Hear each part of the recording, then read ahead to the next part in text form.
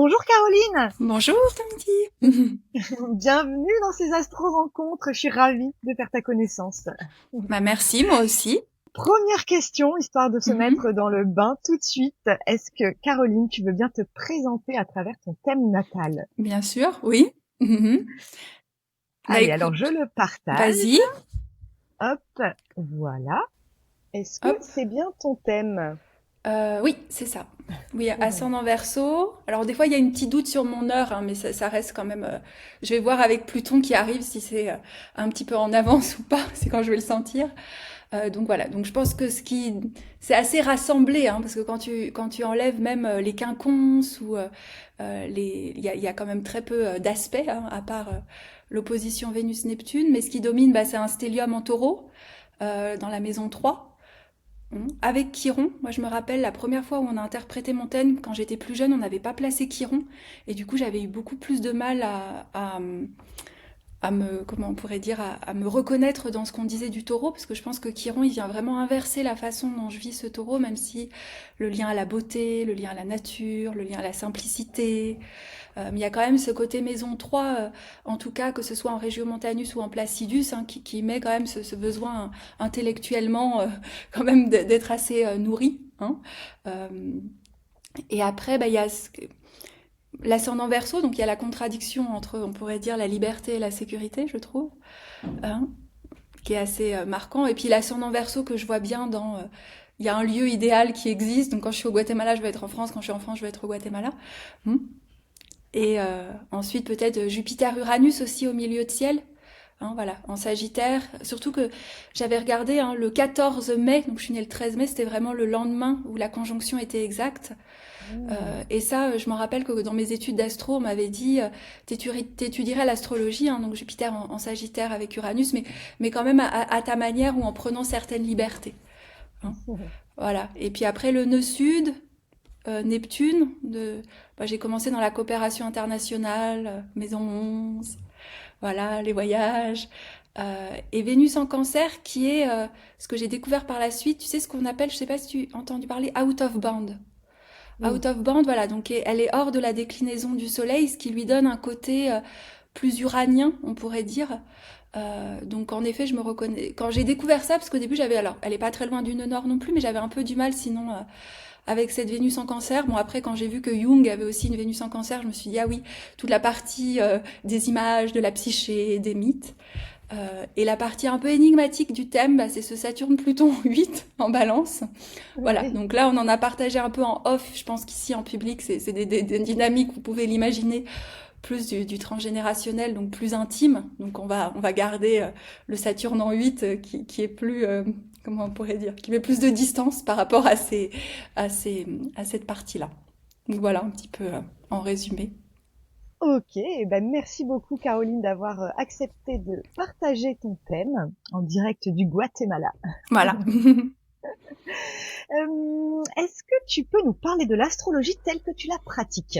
Oui, avec grand plaisir. Bah, moi, j'ai toujours un peu cette obsession, parce que c'est peut-être Pluton, mais j'avais trouvé, j'avais regardé je sais pas si vous connaissez ou si tu connais le système des étoiles fixes de Bernadette Brady.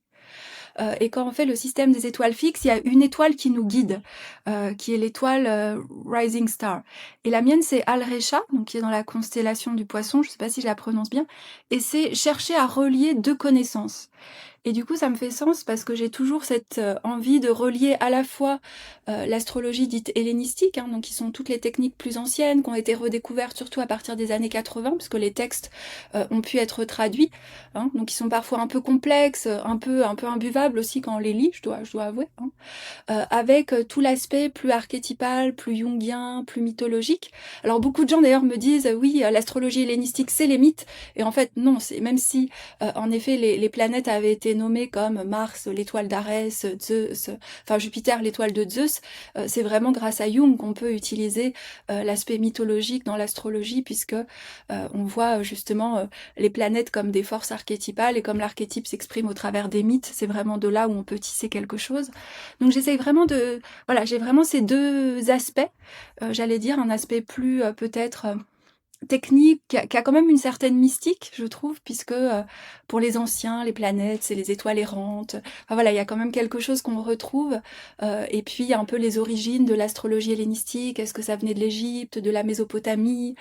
Voilà, donc ça, c'est des choses toujours qui me passionnent. Euh, le rapport aux anciennes civilisations, aux étoiles, et c'est quelque chose que j'aimerais approfondir, je l'espère, dans le seul master, je crois, qui existe en Angleterre sur le rapport culturel de l'astronomie et de l'astrologie. Voilà, donc faut voir, j'ai le niveau d'anglais pour pouvoir le faire. Et puis tout l'aspect voilà, plus archétypal avec les travaux de Jung ou de James Hillman. Voilà, c'est un peu mes deux façons, puisque comme j'ai pas vraiment étudié l'astrologie en France, j'ai pas forcément suivi l'astrologie humaniste, tout simplement parce que j'ai voyagé très jeune et là où était disponible à l'époque, il n'y avait pas forcément autant de choses en ligne, donc c'est aussi quelque part comme ça que la vie a fait les choses. Voilà. Tu t'es formé auprès de Demetra George, c'est ça? Oui, j'ai auprès de Demetra George surtout sur l'astrologie des astéroïdes.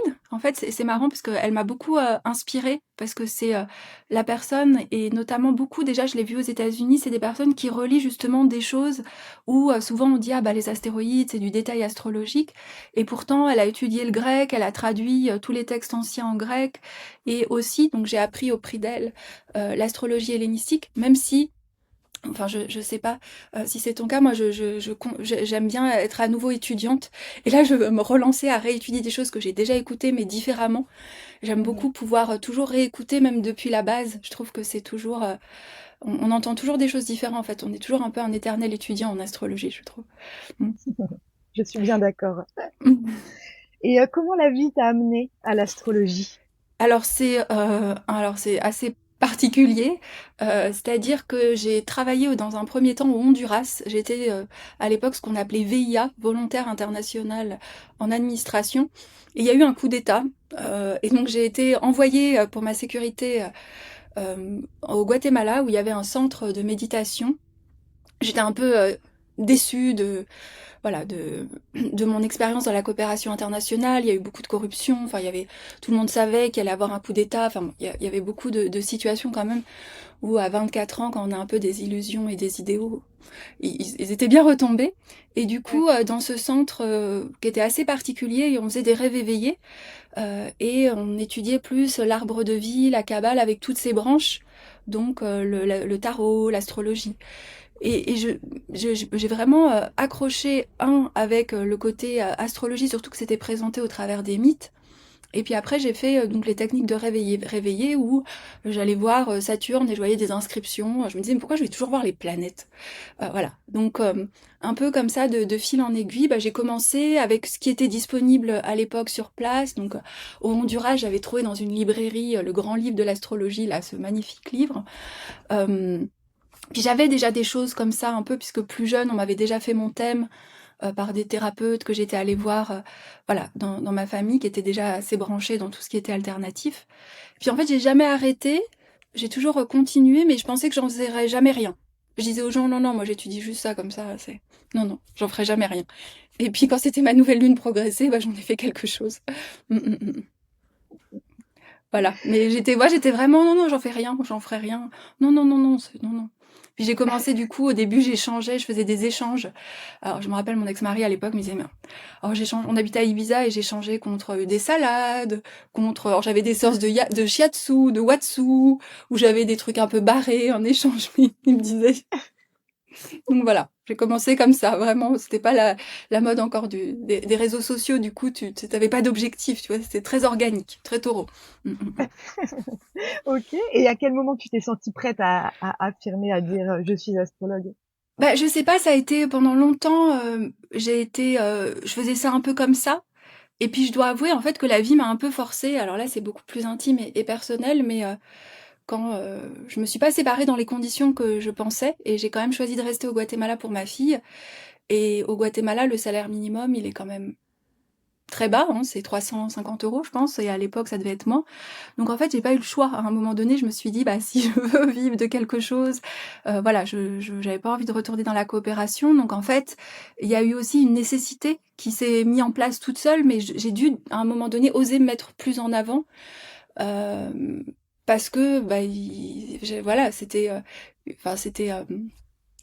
intéressant. C'était pas, enfin, tu sais, la vie m'a poussée, alors que sinon je pense que je l'aurais jamais fait. Mmh. J'ai souvent dit, je me serais pas séparée dans ces conditions-là où j'aurais eu plus d'aide. Je, je, je serais restée Mmh. très taureau, tranquille, cachée à regarder les arbres, puis attendre un jour peut-être. Mm, mm, mm. Donc, la vie qui a poussé. La vie m'y a Donc, poussée, mais c'est pas pendant longtemps en plus, de par même le statut fiscal au Guatemala, il y a un côté où je voyais que j'avais du mal à prendre au sérieux. Hein. C'est difficile, je trouve, de vraiment se dire que c'est une profession, qu'on en vit. Enfin, pendant très longtemps, on pense que c'est encore un loisir, en fait. Et d'ailleurs, même encore, si je suis un peu honnête, voilà, parce que je me considère pas non plus comme entrepreneur, comme ça. On n'est pas non plus thérapeute, psychologue, puisqu'on n'a pas, enfin, moi, j'ai pas les diplômes. Donc, c'est difficile, en fait, si on est, j'y pense pas trop. Du coup, peut-être que ça m'aide, ou peut-être que c'est un peu la fuite, uranienne. C'est-à-dire que je m'interroge pas trop sur ces questions-là. Du coup, je fais les choses comme ça. Mais que si je me posais, je m'interrogerais vraiment, je me dis oui, quand même. Mm. Mm. ok. Caroline, est-ce que tu aurais une anecdote de consultation à nous raconter, qu'elle soit drôle, émouvante, surprenante? Bah, j'ai pas vraiment. Peut-être la seule que j'ai eue, c'était il y a pas longtemps. Je fais très peu de séances en présentiel. Et l'année dernière, j'étais à Paris au mois de mars. Et j'ai la chance que ma tante me prête son appartement. Donc j'ai pu recevoir des personnes. Et j'ouvre la porte et je vois une femme que je trouve magnifique avec tu sais, une aura. Voilà. Et puis on commence la consultation. Et puis je me dis, tiens, ça doit être une artiste. Et en fait, ce que j'avais pas pris conscience, c'est que non seulement, j'écoutais sa musique, que je savais qui c'était, et que c'était quelqu'un d'assez reconnu et célèbre, et qui en plus, par la suite, je l'ai revu, qui m'a invité à des spectacles. Voilà, donc c'était étonnant parce que j'étais éblouie par quelque chose, mais je sais, tu sais, je connaissais en plus, mais je l'ai pas reconnu tout de suite, ce qui était étonnant. Donc voilà, donc Ah mm. ouais, c'est drôle. Est-ce qu'il y aurait un livre qui t'aurait particulièrement marqué pendant ton parcours d'astrologue? Oui, mais étonnamment, c'est pas vraiment un livre que d'astrologie. Oui. C'est le livre de Demetra George sur les mystères de la Lune noire, Mhm. qui reprend justement tout ce rapport à la lune noire et tous les personnages mythologiques qui peuvent en exprimer certaines facettes. Donc que ce soit la lune noire au sens de quelques jours avant la nouvelle lune, que ce soit Perséphone et la descente, que ce soit les Gorgones, et tout ce rapport justement à cet aspect de la lune qui n'est ni la lune nouvelle ni la pleine lune, mais tous ces mystères de la lune et ces magiciennes. Ça m'avait fascinée. Et je l'ai Mhm. lu et je l'ai relu à tel point qu'en plus ici les livres prennent beaucoup l'humidité au Guatemala. L'autre fois je les regarde, il est jaune, mais jaune, mais jaune. Mm, mm, mm. Donc c'est pas vraiment un livre à proprement d'astrologie parce que pour ceux qui sont intéressés, alors il est disponible qu'en langue anglophone, mais c'est vraiment une plongée justement dans ces figures qui incarnent cet archétype de la lune noire, avec ses mystères, dans le lien. Parce que quelque chose, moi, qui m'a beaucoup marqué dans ma pratique, c'était l'idée qu'à un moment donné, notamment au changement des grandes ères, surtout les passages de l'ère du taureau à l'ère du bélier, vraiment le symbole du serpent ou de ces femmes qui justement étaient aussi très en connexion avec les étoiles, avec les mystères de la lune. On a rendu tabou, alors elle dit on a rendu tabou deux choses, la sexualité et la mort, mais il y avait vraiment ces passeuses aussi qui aimaient passer les transitions. Et ça m'avait marqué au moment du Covid, comme à quel point on a été privé de ces figures archétypales et mythologiques qui nous aident à passer ces temps plus difficiles, en fait. Mm, mm. Mhm. Voilà. Ok, bah merci Caroline du conseil lecture. Voilà. Je ne le connais pas celui-là.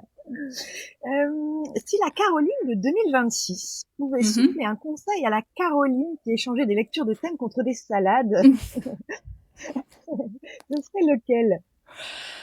Ah, c'est intéressant comme question. Ben, je pense que c'est de faire plus confiance, de faire plus confiance, et surtout de suivre de pas chercher à ressembler à ce qu'on voit même en astrologie ou à des courants. C'est vraiment faire confiance qu'à un moment donné, quand on a bien étudié la technique, quand on a bien étudié les différentes choses, il y a autre chose qui se passe. Et je pense que les gens, justement, qu'on peut admirer, c'est ceux qu'on réussit justement à utiliser, voilà, quand même à respecter cette sagesse et à, à cette lignée dont on s'inscrit tous, mais à édifier quelque chose de nouveau et pas. Des fois, on se cache beaucoup sur ce que disent les autres. Hmm. Ça rassure beaucoup. Donc voilà, c'est plus ça. Ok, merci pour ce conseil. Comment tu entres dans un thème? Est-ce que tu as une routine? Oui, j'ai une routine qui est une métaphore justement de l'astrologie hellénistique que je trouve assez belle, qui nous dit que notre ascendant c'est notre bateau, c'est notre gouvernail, et ça correspond aux anciennes déesses du destin qui sont souvent représentées par le gouvernail, qui nous emmène vers notre soleil, que la planète qui a sa main sur le gouvernail, bah, c'est la régente de l'ascendant, et la lune, c'est la chambre des machines. Et je trouve que des fois, juste avec cette métaphore du bateau, du destin, voilà, il y a des choses aussi qu'on peut déjà voir dans, j'allais dire, moi j'aime beaucoup voir les paradoxes. C'est quelque chose que j'aime beaucoup. J'aime beaucoup rentrer dans les thèmes, dans réconcilier les opposés, donc les dilemmes, liberté, intimité, rationnel intuitif, Puer et Sénex, donc Puer, par exemple, des énergies plus Gémeaux, plus Lion avec Capricorne, enfin vraiment rentrer dans les dilemmes, parce que je trouve que souvent c'est notre difficulté, c'est comment on arrive à réconcilier ces opposés en nous. Hmm. Donc c'est vraiment les deux voies par lesquelles j'aime rentrer dans un thème. Mm. Hmm. Ok. Caroline, si ce soir tu pouvais recevoir chez toi n'importe quel astrologue, qu'il Mm. ou elle soit encore vivant ou Ouais. décédé, qui invites-tu? Ah, c'est dur ça. Mm. Je crois quand même que c'est Démétra George, parce que je l'ai jamais vu Ouais. en personne. Hmm. Mm. Et c'est quand même elle qui m'a le plus inspirée. Le jeudi 12 mars 2026, dans la Oui. soirée, on aura la chance de t'entendre dans une Mhm. webconférence que tu as appelée Quand le ciel parlait grec, une Ouais, introduction à l'astrologie hellénistique. oui. Est-ce que tu peux nous en dire un petit mot? Oui, bah, l'idée c'est de présenter un peu la grammaire de l'astrologie hellénistique avec l'idée de... alors je vais voir hein, si, parce que c'est ambitieux peut-être comme programme, il y a déjà d'introduire cette idée qu'il y a une suspension de Bélier égale maison 1 égale Mars dans l'astrologie hellénistique. Hein, donc c'est remettre un petit peu justement comment ça s'articule du coup. Et après, moi, il y a quelque chose qui me fascine dans l'astrologie hellénistique, c'est la qualité du temps. C'est-à-dire que si on regarde d'un point de vue plus philosophique, et ça c'est quelque chose aussi qui est intéressant, c'est que les racines de l'astrologie hellénistique sont très liées aux philosophies néoplatoniciennes, à l'idée aussi, par exemple, qu'on va retrouver chez Porphyre, hein, qui était le disciple de Plotin et qui a donné Porphyre comme système de domification, que si on pouvait se libérer de notre thème par le calcul du daimon. Bon, personne n'est tellement d'accord comment calculer le daimon, voilà, mais c'est remettre toute ce contexte peut-être plus philosophique, et puis aussi cette idée de qualifier le temps, c'est-à-dire qu'on a des périodes de temps qui ont une qualité planétaire. Hein, donc par exemple, la plus connue, c'est les profections annuelles hein, qui complètent la révolution solaire. Hein, et donc, de 0 à 1 an, on active l'ascendant. Et si notre ascendant, par exemple, est Scorpion, ça va nous faire un Time Lord, un seigneur du temps, qui est Mars pour l'année en cours. Et du coup, ça permet aussi de hiérarchiser ensuite qu'est-ce qui est important en termes de transit ou de rétrogradation. Et j'aime beaucoup cette idée des seigneurs du temps. Et il y a plusieurs techniques. Hein. Il y a la libération zodiacale. Il y a aussi Fidaria qui permet de voir des grandes périodes de vie, quel est le seigneur du temps, et puis de réduire. Et ça, je trouve que c'est quelque chose d'assez fascinant. Mm. Voilà. Donc c'est un peu introduire en tout cas les bases, peut-être pas forcément que techniques, mais cette base de la grammaire qui est suspendue, et puis aussi ces notions plus, euh, oui, on pourrait dire philosophiques dans la façon de penser le thème. Voilà. Ok, beau programme. Et est-ce que tu peux nous donner un exemple? Tu disais donc tu ne faisais pas les analogies maison 1, Oui, Mars, Bélier, par exemple. Est-ce que tu peux nous donner un exemple, comment tu les distingues? Bah, c'est-à-dire que par exemple, on va vraiment regarder le système de maison comme étant lié au soleil qui se lève, hein, qui culmine. Donc par exemple, on a les significations anciennes des maisons. Donc moi, par exemple, un qui me fascine beaucoup, bah, c'est la maison 3. Hein. La maison 3 était associée à la Lune. Donc c'est là où la Lune a sa joie planétaire. Et c'était lié à la déesse. Pourquoi? Parce que dans les temps anciens, il y avait des prêtresses dans les cités, que la Lune, elle fait un court voyage, d'où les courts voyages de la maison 3, qu'on allait souvent voir dans ces courts voyages dans les temps anciens, les oncles ou les frères et les sœurs, d'où les frères et les sœurs, puis il y a aussi le fait que c'était Séléné, la Lune, et en face, en maison 9, on avait Hélios, le Soleil, donc le Soleil a sa joie en maison 9, et comme le Soleil était omniscient, bah, il est lié à la religion, à la vérité, aux philosophes. Donc en fait, il y a une signification des maisons qui est propre à elle-même et qui est très liée justement au mouvement diurne, c'est-à-dire par exemple que la maison 2 s'appelait la porte d'Hadès. Pourquoi? Parce que c'est le moment où le soleil va aller se lever, hein, et en maison 8, eh ben, il s'approche de se coucher, et il y a toutes ces symboliques anciennes, par exemple, pour donner, j'allais dire, réexpliquer comment s'inscrivent les topos, hein, les maisons. Et par contre, bon, quelque chose qu'on retrouve aussi hein, dans l'astrologie plus moderne, c'est qu'on va vraiment regarder, en fait, c'est comme si les planètes, elles ont un domicile céleste, donc qu'on connaît tous, hein, c'est les dignités. Donc Mars, son domicile céleste, c'est le Scorpion. Hein. Mais par exemple, Mars a sa joie en maison 6, mais il n'y a pas de lien forcément direct avec la maison 8. C'est ensuite que dans certaines maisons, les maisons sont aussi qualifiées. Vous avez les maisons angulaires, cadentes et succédentes. Donc il y a une force des maisons. Hein. Et donc en fait, c'est tout ce qu'on va faire beaucoup en astrologie ancienne, c'est qu'on va évaluer les conditions planétaires. Donc est-ce que là où est la planète, elle a les conditions suffisantes pour mener à bien ce qu'elle veut faire? Et ça va dépendre, un, de sa dignité, et aussi du lieu où elle se situe dans la maison, et du témoignage. Les aspects en astrologie ancienne, ça vient de tout aspect. C'est est-ce qu'en fait les planètes peuvent se voir, hein. Donc c'est l'idée par exemple que les angles comme 120 degrés, bah, les planètes se voient bien, donc elles portent un témoignage favorable l'une à l'autre. Que quand vous avez un témoignage entre guillemets d'une maléfique, c'est toujours un peu plus compliqué. Hein, donc ça remet un petit peu une géométrie un petit peu différente en fait. Donc c'est ça que j'aime beaucoup. Moi, ça m'a aidé dans mon cerveau un peu du coup à comprendre certaines choses. Donc c'est pas si différent en fait. Hein, on utilise toujours, mais c'est que l'organisation, hein, par exemple, les signes du zodiaque deviennent pas seulement le descriptif de la personnalité, mais ils permettent aussi d'organiser le zodiaque selon les triplicités. Tous les signes féminins font des hexagones, donc il y a des figures géométriques aussi qui se manifestent. Voilà. J'adore t'écouter raconter tout ça. Ouais, c'est intéressant. Moi, j'ai beaucoup aimé surtout sur les maisons, parce que des fois, j'arrivais pas. Des fois, je trouve qu'on retient pas, mais pourquoi cette maison, elle est appelée comme ça, hein. Et après, par contre, voilà, il y a tout le fait aussi, ça nous permet de faire évoluer les choses. Par exemple, la maison 8, je me dis, c'est quand même intéressant, la maison 8, maintenant, bon, pour beaucoup d'entre nous, c'est la mort, la sexualité.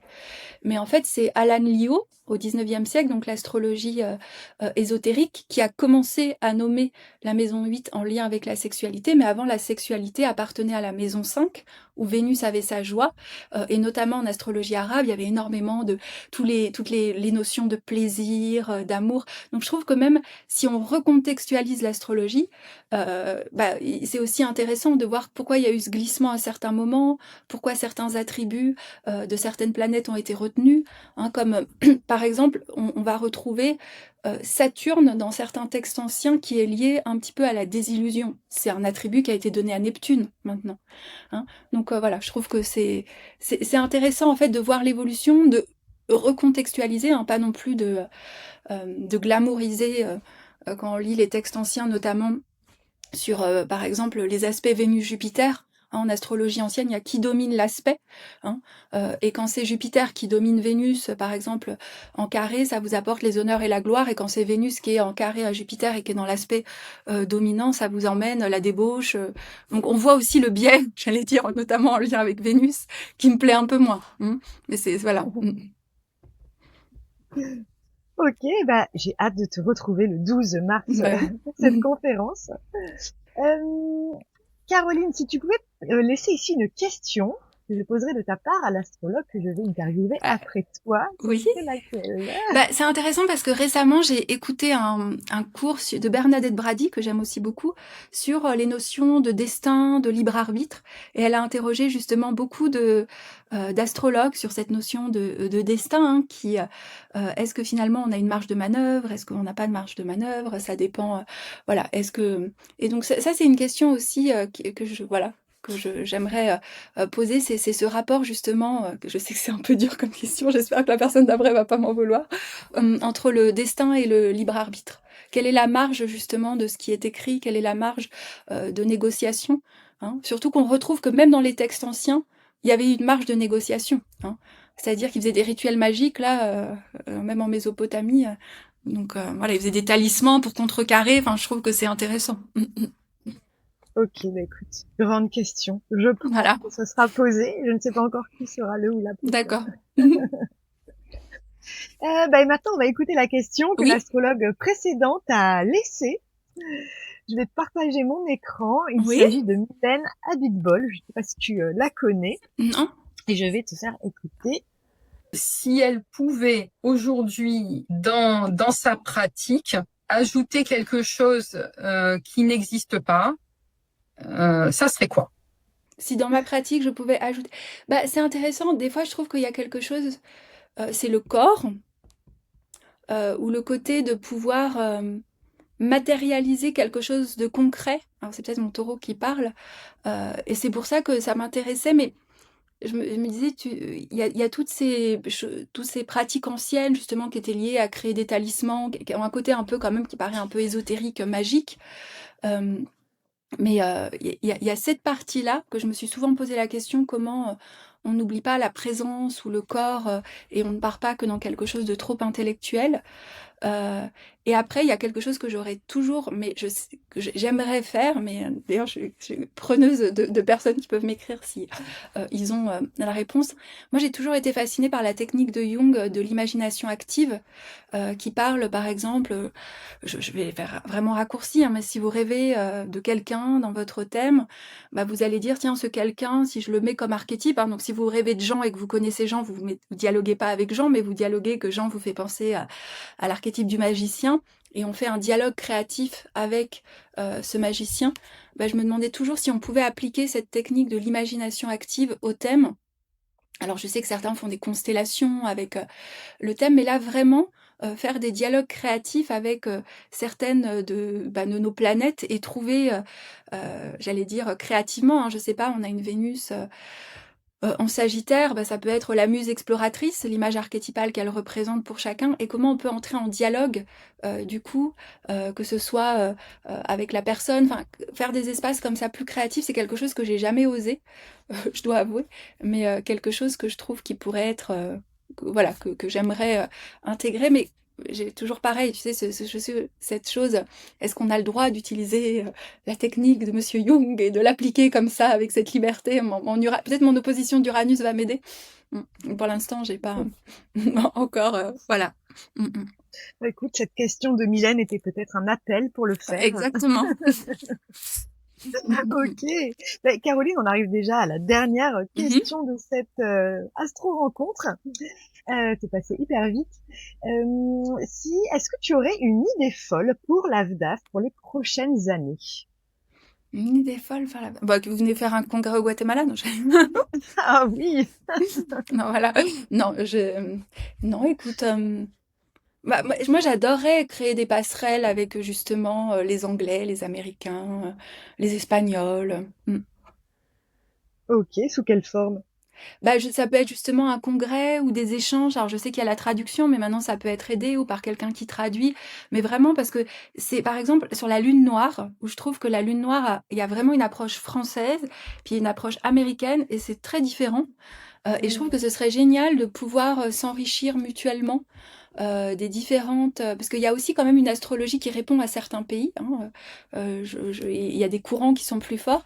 Donc faire dialoguer ces courants de manière plus internationale. Alors peut-être dans un premier temps en ligne et pour après, pourquoi pas, voilà, dans certains pays ou trouver une jonction, mais je trouve que ce serait très intéressant et très riche, en fait, et du coup, de pouvoir les traduire, que ce soit en anglais ou en français ou en espagnol ou dans d'autres langues, hein, même en italien. Mm, mm. Mmh, mmh, mmh. Mais je pense que ça enrichirait beaucoup nos pratiques. Mm. Ouais, ouais, ouais. Ok, bah écoute, merci Caroline, cette idée est enregistrée. Voilà.